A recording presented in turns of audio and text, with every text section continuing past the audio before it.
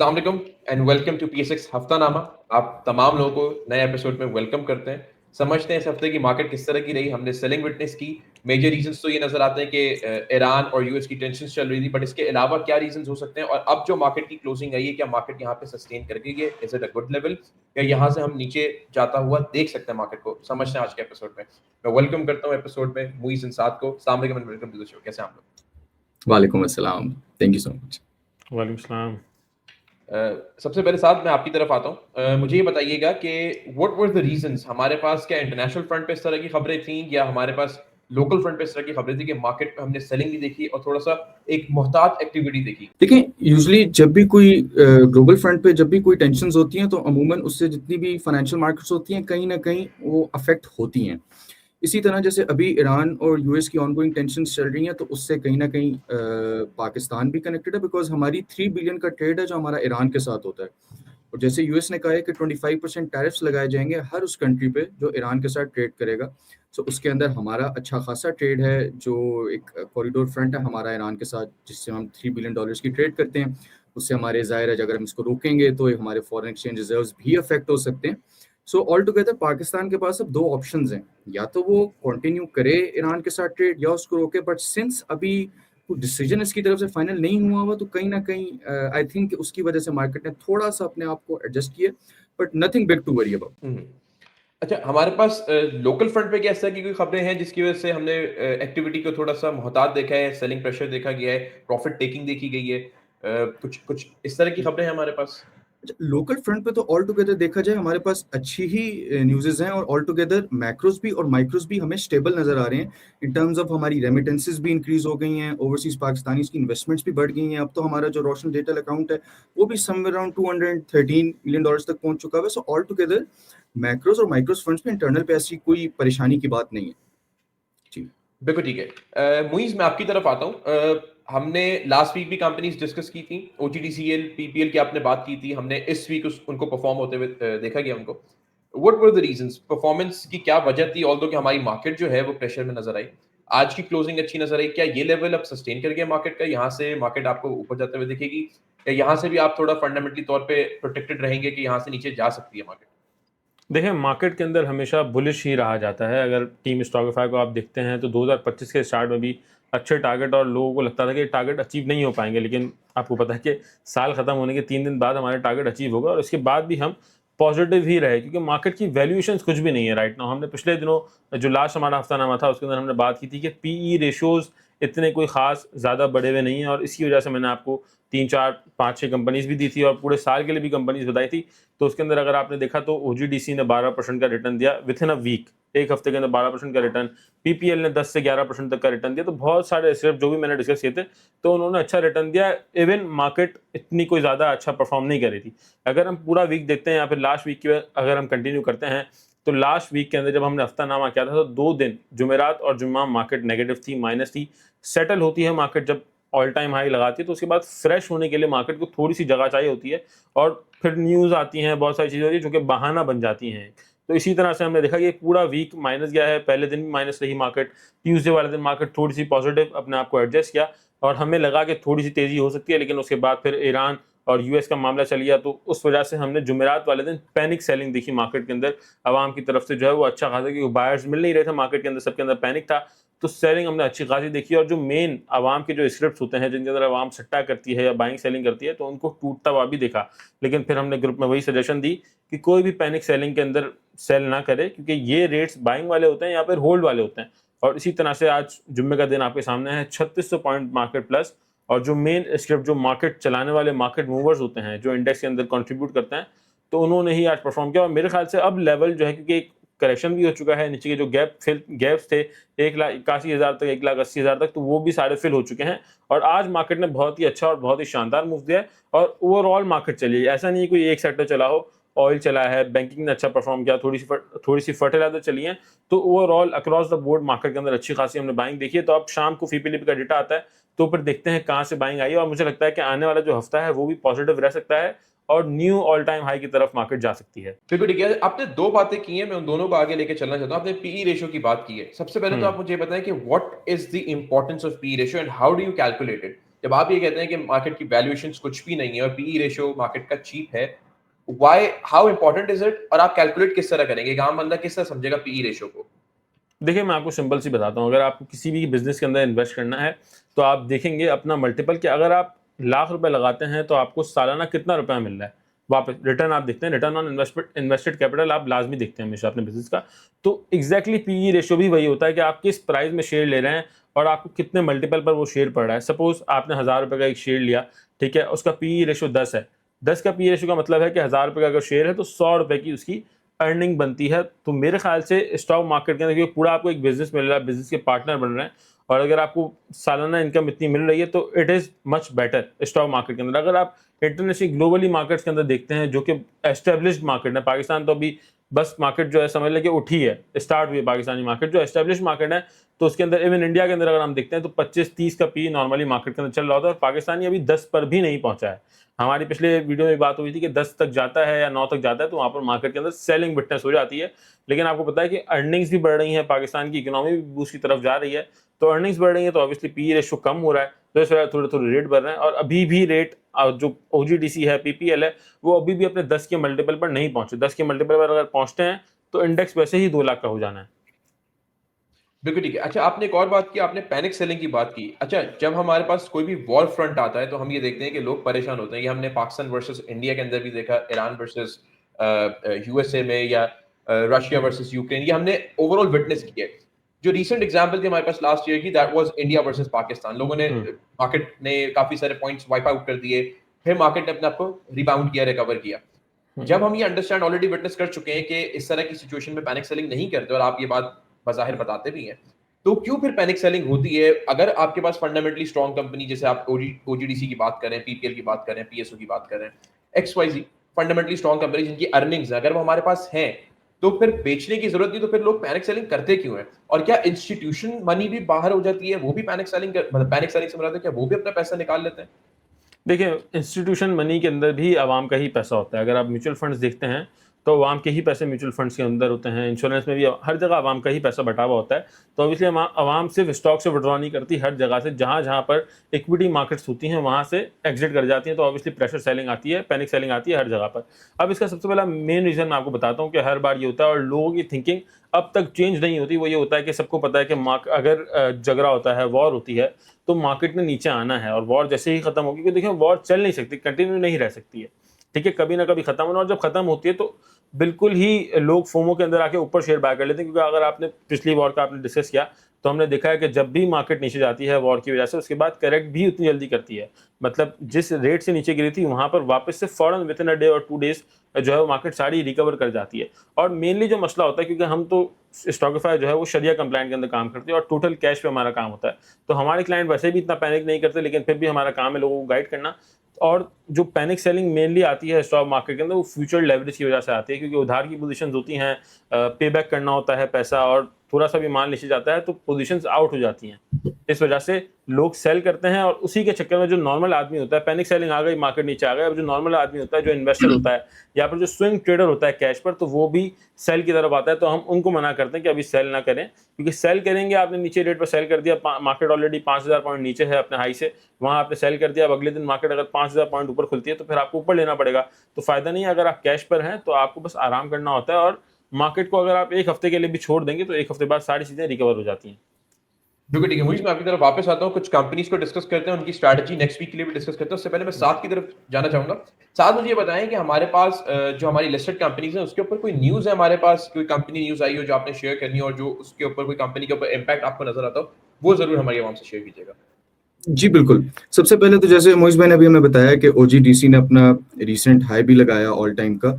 उसको अगर हम थोड़ा-सा फंडामेंटल साइड पे भी देखें, तो देखें ओजीडीसी ऑल टुगेदर एक सेंट्रल रोल इसने प्ले किया है हमेशा से पाकिस्तान के ऑयल एंड गैस सेक्टर के अंदर हमेशा से। और उसकी एक रीज़न हम ये भी देख रहे हैं कि ऑल टुगेदर जो कंपनी की रिसीविंग है फाइनेंशियली, वो बढ़ती गई है। मतलब अगर हम देखें तो 2023 में 74% का इंक्रीज़ था, फिर 2024 में 89% का, और अब तो 2025 में 105% का इंक्रीज है। तो ऑल टुगेदर कंपनी के जो कैश इनफ्लोज हैं वो बढ़ते जा रहे हैं, और लोगों का जो इन्वेस्टर्स का ऑल टुगेदर जो ट्रस्ट है इन्वेस्टर्स का, वो भी ओजीडीसी पे काफ़ी ज़्यादा इंक्रीज होता जा रहा है। इसी की एक रीज़न हमने रिसेंट हाई की भी देखी है। इसके अलावा एक और खबर हमारे पास मारी एनर्जीज की तरफ से आ रही है, और वो जैसे उन्होंने अपनी AAA की जो रेटिंग है क्वालिटी ऑफ स्टैंडर्ड की, वो कंटिन्यू रखी है, मेंटेन रखी है, और उसकी एक रीज़न ये भी है कि जो कंपनी की फाइनेंशियल स्ट्रेंथ है वो इंक्रीज होती जा रही है, उनकी गवर्नेंस भी बेहतर होती जा रही है। और अब तो रिसेंटली गवर्नमेंट की तरफ से भी ये आया है कि फेडरल गवर्नमेंट ने अप्रूव कर दी है फ्रेश जो इनकी एलोकेशन है गैस की, और उसकी प्राइसिंग भी, जो इनके 2 प्लांट्स हैं गाजिज और शवाल की, उसकी डिस्कवरीज के लिए जो फर्टिलाइजर मैन्युफैक्चरर्स हैं उनको अब मारी एनर्जी गैस प्रोवाइड करेगा, जिसके अंदर फौजी फर्टिलाइजर पोर्ट कासिम का जो प्लांट है उसको भी गैस मारी की तरफ से मिलेगी। उसके साथ में जो फातिमा फर्टिलाइजर का प्लांट है और साथ में जो एग्रीटेक का प्लांट है, ये सारी जो गैस है इनको मारी एनर्जीज प्रोवाइड करेगा। सो ऑल टुगेदर देखा जाए तो it is a good news for मारी, और इससे इनके रेवेन्यूज भी आने वाले टाइम्स में इंक्रीज हो सकते हैं, और इन्वेस्टर्स का ट्रस्ट भी ऑल टुगेदर इन कंपनीज पे बढ़ता जा रहा है। बिल्कुल ठीक है। हमारे पास कोई मैक्रोज में ऐसी चीजें जो आपने शेयर करनी हो, कोई एक्सपोर्ट के नंबर हमारे पास इस तरह के हैं जो जो बेहतर फ्रंट पे नजर आते हैं, और हमें नजर आता है कि हमारे वो प्रॉबेबली जो एक्सपोर्ट सेक्टर्स हैं वो हमें आगे चलते हुए बेहतर परफॉर्म होते हुए नजर आएंगे? अच्छा, एक्सपोर्ट्स की बात की जाए तो ऑल टुगेदर तो हमारी एक्सपोर्ट्स जो हैं वो 20% कम हुई हैं, लेकिन प्राइम मिनिस्टर का ये कहना है और उन्होंने ये प्लान किया है कि अगले 4 साल के अंदर जो एक्सपोर्ट्स हैं उनके ऊपर काम किया जाएगा, और ऐसी पॉलिसीज बनाई जाएंगी, जैसे कि हमारा टेक्सटाइल सेक्टर है वो काफ़ी ज़्यादा स्ट्रगल करता है when it comes to exports, लेकिन प्राइम मिनिस्टर का ये कहना है कि ऐसी पॉलिसीज बनाई जाएंगी फेडरल गवर्नमेंट की तरफ से कि जिससे हमारी जो एक्सपोर्ट्स हैं उनको इंक्रीज किया जा सके, क्योंकि हम देख रहे हैं कि जो हमारी रेमिटेंसेज हैं that are more than the exports that we have. So हमारी रेमिटेंसेस के थ्रू, रोशन डिजिटल अकाउंट्स के थ्रू हमारी रेमिटेंसेस ज़्यादा हैं, और हमारी मेजर जो फॉरेन एक्सचेंज रिजर्व्स और उनका इंक्रीज जो है वो रेमिटेंसेस से ज़्यादा है कंपेयर टू एक्सपोर्ट्स। लेकिन गवर्नमेंट कुछ ऐसी पॉलिसीज अभी बना रही है जिसके अंदर जो टैरिफ्स हैं वो कम किए जाएंगे और एक्सपोर्ट्स को ज़्यादा पुश किया जाएगा। सो एक्सपोर्ट्स के नंबर्स हम आने वाले टाइम्स में मजीद बेहतर होते देख सकते हैं। बिल्कुल ठीक है। मुझे मैं आपकी तरफ वापस आऊंगा। जैसे साथ ने बोला एक्सपोर्ट के नंबर हम बेहतर होते हुए देखेंगे, लेकिन हमने सेक्टर्स की अगर बात करें, जैसे ऑयल सेक्टर की हमने बात की, तो ऑयल सेक्टर हमने चलते हुए देखा, बैंकिंग चलते हुए देखा। हम बहुत सेलेक्टिव सेक्टर्स को देखते हैं मार्केट में चलते हुए, और इंडेक्स को हम देखते हैं अपलिफ्ट हो जाता है। बहुत सारे सेक्टर्स तो मार्केट में उस तरह के चलते ही नहीं है, जिन्हें नहीं चलता। आपका फार्मा भी नहीं चला उस तरह, आपका एक्सपोर्ट सेक्टर की बात की, टेक्नोलॉजी भी नहीं चला, एंड देन टेक्सटाइल भी नहीं चला। इन सेक्टर्स को किस तरह देखते हैं? इनके अंदर से कोई टॉपिक आपको नजर आती है? अगेन, जब आप वैल्यूएशंस की बात करते हैं तो फंडामेंटली तो इसमें भी बहुत सारी अच्छी कंपनीज हैं और वैल्यूएशन तो इनकी भी चीप है, बट वो क्यों नहीं चल रही, और उसमें कौन सी कंपनीज होंगी जो चलेंगी? और अपनी टॉप पिक्स भी बताइएगा फॉर द नेक्स्ट वीक, जिनमें आपको लगता है पोटेंशियली वो आपको परसेंटेज वाइज अच्छा गेन दे सकती है, और उसकी स्ट्रैटेजी भी बताइएगा। देखें, सबसे पहला सेक्टर अगर आपने नाम लिया तो उसके अंदर इंजीनियरिंग का लिया मेरे ख्याल से। तो उसके अंदर अगर हमने देखा तो मुगल आयरन ने थोड़ा अच्छा रिटर्न दिया, 80 रुपये का था पिछले महीने की बात बता रहा हूँ, तो वहाँ से इसने 25-30% तक का गेन दिया, 108 रुपये तक के वो गया था, और मैंने टारगेट दिया था 108 का। तो जो साइड सेक्टर्स हैं उनके अंदर भी परफॉर्मेंस आती है, लेकिन वो हाईलाइट इसलिए नहीं होते हैं कि उनके पॉइंट्स इतने खास नहीं होते। जैसे कि OGDC PPL ये हाईलाइट इसलिए हो जाते हैं कि इनके अंदर पॉइंट ज़्यादा, पॉइंट कॉन्ट्रीब्यूशन का ज़्यादा होता है। तो जब भी ऊपर जाता है तो इंडेक्स के अंदर हमने सामने दिख रहा होता है कि OGDC PPL के पॉइंट्स आए हैं, इवन FFC के जो भी बड़े बड़े सेक्टर होते हैं हैवी वेटेज, उनके पॉइंट्स आते हैं। इस वजह से ये जो है वो साइड लाइन हो जाते हैं और लोगों को दिखते नहीं है, हाईलाइट नहीं होते। और इसी तरह से अगर हम देखते हैं फार्मा सेक्टर, तो उसके अंदर AGP 10% बढ़ चुका है लास्ट वीक के अंदर। गैलेक्सो ने अच्छा रिटर्न दिया, 5-7% वो बढ़ गया है। गैलेक्सो 390 का था और वहां से अब 430-427 रुपए के अराउंड के आज इसकी क्लोजिंग आई है। तो सारे shares across the board buying आई है मार्केट के अंदर। फार्मा सेक्टर भी चला है, मैंने आपको इंजीनियरिंग सेक्टर का बताया, उसने परफॉर्म किया। सीमेंट सेक्टर थोड़ा डाउन है, क्योंकि सीमेंट सेक्टर हमने देखा था कि साल के शुरू में या फिर पिछले साल के एंड के अंदर अच्छा परफॉर्म कर रहा था, क्योंकि पायनियर सीमेंट की वजह थी, एक्वायर होने की न्यूज़ थी। तो पायनियर सीमेंट ने अच्छा परफॉर्म किया था और अक्रॉस द बोर्ड थोड़ी बहुत सीमेंट के अंदर बाइंग आई थी। लेकिन अभी राइट नाउ सीमेंट सेक्टर भी रुका हुआ है, तो स्लो बारी आती है। और सीमेंट सेक्टर सिक्लिकल सेक्टर है, तो वो जो है वो थोड़े टाइम बाद चलता है। फर्स्ट क्वार्टर और लास्ट क्वार्टर के अंदर नहीं चलता, वो साल के बीच के अंदर जो है थोड़ी अच्छी परफॉर्मेंस देता है। और उनके जो रिजल्ट्स हैं वो भी साल के बीच के अंदर थोड़ी सी अच्छी अर्निंग्स आती हैं, सेल्स के फिगर थोड़े अच्छे आते हैं, तो ये वजह होती है। और अगर हम ऑटो सेक्टर की बात करते हैं तो ऑटो सेक्टर की न्यूज़ भी आई है, जो कि साथ आपको आगे बताएंगे। तो ऑटो सेक्टर के अंदर भी बहुत सारे स्क्रिप्ट्स हैं जो कि मेरे टॉप पे रख सकते हैं आने वाले वीक के अंदर। तो सबसे पहले तो GHNI जो कि ट्रक्स बनाता है, मुझे लगता है कि ये आपको यहाँ से अच्छा रिटर्न दे सकता है। अगले हफ्ते के अंदर आपको 10 से 15% तक का रिटर्न अगर आपको चाहिए, 10% तक का भी रिटर्न, तो GHNI आपको विद इन अ वीक मुझे लगता है कि 5% तो इजीली दे सकता है। तो GHNI आप अपने जो है वो वॉच लिस्ट के अंदर ऐड कर सकते हैं, या फिर अगर बाय करना चाहें तो बाय भी कर सकते हैं GHNI। दूसरे नंबर पर आता है हपको, क्योंकि हपको की भी सेल्स है और हपको बड़े टाइम से रुका हुआ है। और अगर पॉइंट्स कंट्रीब्यूट करने हैं मार्केट के अंदर तो हपको मेरे ख्याल से अच्छा सेक्टर अच्छा स्क्रिप्ट हो सकता है, क्योंकि एक तो पॉइंट्स भी गेन करता है इंडेक्स के हपको, और दूसरा उसके जो शेयर्स हैं वो भी बहुत ज़्यादा बड़े टाइम से रुका हुआ है। तो मुझे लगता है कि हब्को के अंदर भी आपको 5 से 7% तक का return within a week मिल सकता है। तो ये 2 मेन स्क्रिप्ट हैं जिनके अंदर आप काम कर सकते हैं, और अगर साइड आइटम की तरफ जाते हैं वो थोड़ा-सा आपको लंबे टाइम पर ले जा सकते हैं फॉर अ मंथ और फॉर अ 2 मंथ्स।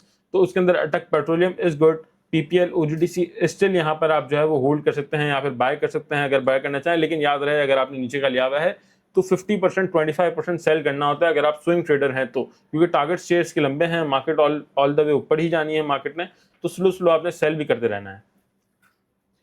अच्छा मुइज़, आपने जीएचएनआई और हबको की बात की, इसमें स्ट्रैटेजी क्या होगी? करंट रेट्स पे हम लोग ले लें, क्वांटिटी किस तरह हम इसकी मैनेज करेंगे? उसके बाद लेट्स से कंपनी आप कहते हैं कि यहाँ से परफॉर्म कर सकती है, for the time being perform ना करे, तो हम क्या उसको बेचेंगे, उसको होल्ड करेंगे, उसको एवरेज आउट करेंगे? What would be the strategy exactly? देखिए राइट नाउ 900 रुपये के अराउंड जीएचएनआई है, 890 या 900 रुपये के अराउंड जीएचएनआई है। और अगर लॉन्गर टर्म में आप जाते हैं या फिर आपको अगर स्विंग पर 50% तक का भी अगर गेन चाहिए तो आप इसको होल्ड रख सकते हैं। और जहाँ तक एक हफ्ते की बात है तो मुझे लगता है कि एक हफ्ते के अंदर चल जाएगा, क्योंकि ये सेक्टर चला भी नहीं है और इसने आज अच्छी बड़ी क्लोजिंग दी है और ऊपर क्लोजिंग दी, वीकली क्लोजिंग की अगर हम बात करते हैं तो अच्छी क्लोजिंग दी है, और मुझे लगता है कि बुलिश मोमेंटम इसके अंदर कंटिन्यू रहेगा। अगर नहीं चलता है तो स्टॉप लॉस ऑब्वियसली डिफाइन होता है। अगर आपको 5% तक का रिटर्न चाहिए, अगर आपने टारगेट रखा है अपना कि 5% तक का रिटर्न आपको जीएचएनआई में मिलेगा, तो 2.5% आप लॉस का भी अपना टारगेट रखें, क्योंकि स्विंग ट्रेड अगर अगले हफ्ते में नहीं मिलता तो 2.5% का लॉस, 5% का प्रॉफिट, इजीली ये स्ट्रेटेजी होनी चाहिए मेरे ख्याल से। और अगर आप लॉन्ग टर्म लेके चलना चाहें और आपको कोई मसला नहीं है, अगर आप ये शेयर अपने पोर्टफोलियो के अंदर रखते हैं तो फिर आप लेके विदाउट स्टॉप लॉस भी होल्ड कर सकते हैं।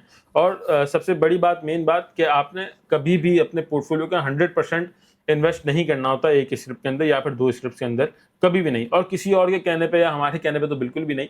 अगर आपकी अपनी स्ट्रेटजी, आप जो करना चाहें आप कर सकते हैं, लेकिन अगर आप इन्वेस्ट करना चाहते हैं या इसके अंदर ट्रेड करना चाहते हैं तो अपने पोर्टफोलियो का 5 से 10% आप जीएचएनआई में लगा सकते हैं या फिर हब्को में लगा सकते हैं।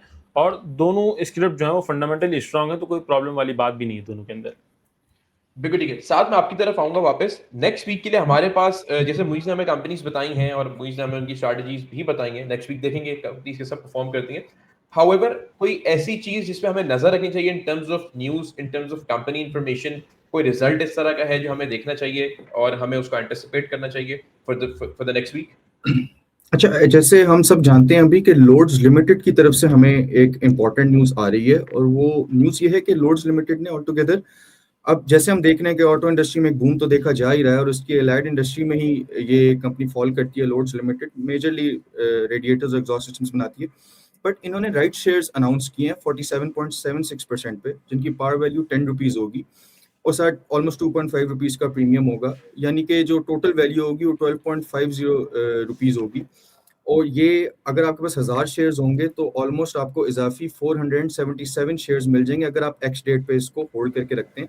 तो it is an opportunity for the investors, अगर वो इसको रखना चाहते हैं, होल्ड करना चाहते हैं, राइट टाइम पे जब शेयर्स मिलेंगे उन्हें बेचना चाहते हैं, तो दिस इज़ वन न्यूज़ जो हमें कंपनी की तरफ से आ रही है। उसके अलावा ऑल टुगेदर ओजीडीसीएल का जैसा मैंने आपसे जिक्र किया, रीसेंट हाइस की रीज़न क्या थी, हमें माड़ी के अंदर अच्छी जगह नजर आ रही है फॉर द लेटेस्ट जो उनको एलोकेशन मिली है फर्टिलाइजर प्लांट्स के लिए। तो all together we have good news. ठीक है। मुइज़, जो राइट शेयर्स की बात साथ ने की है, राइट शेयर्स जब कंपनी इशू करती है तो जैसे हमारे यहाँ एक परसेप्शन ये है कि कंपनी सॉलिड होगी जब वो डिविडेंड या बोनस पे आउट करती है। जब कंपनी राइट शेयर इशू करती है तो ऑब्वियसली वो एक्सपेंशन की तरफ जा रही होती है, वो पैसा कैपिटल रेज करती है। तो क्या वो कंपनी फंडामेंटली स्ट्रॉन्ग कंसिडर होगी? देखिए, मैं आपको एक इसकी पूरा अगर मैं स्टार्ट से बताऊँ, मैं एक चीज़ ऐड कर देता हूँ जो साथ ने बताया राइट्स का।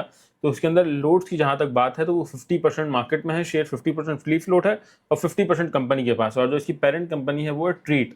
तो ट्रीट ने अनाउंस कर दिया था कि 75 करोड़ रुपए की इन्वेस्ट करेगी थ्रू राइट शेयर्स। तो जो कंपनी के पास राइट शेयर्स जाएंगे 50% के, वो तो ऑलरेडी सब्सक्राइब हैं ट्रीट कंपनी की तरफ से, कंपनी ऑलरेडी कह चुकी है। और जो 50% है वो मोस्ट प्रोबेबली आवाम जो है वो सब्सक्राइब कर लेगी, क्योंकि सबसे बड़ी और सबसे अच्छी बात है कंपनी बेहतर है, फंडामेंटली स्ट्रांग है, और ट्रीट इसके जो है वो पेरेंट कंपनी के अंदर आता है। ट्रीट भी इसको सपोर्ट करेगा, ट्रीट अलग से अपना बिजनेस भी बढ़ा रहा है।